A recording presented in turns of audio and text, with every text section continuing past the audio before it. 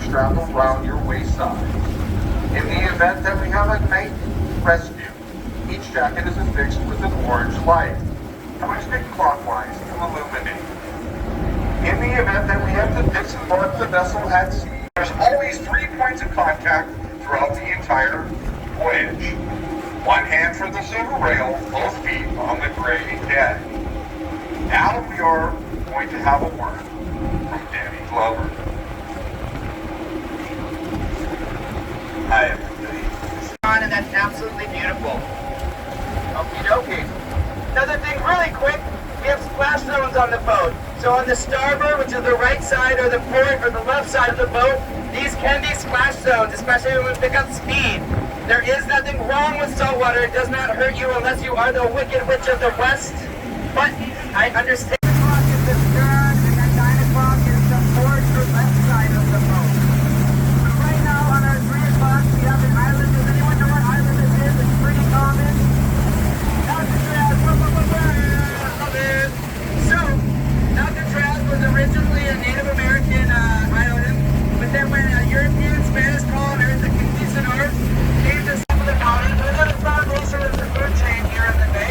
And birds also love to eat those little spiny fish, those anchovies.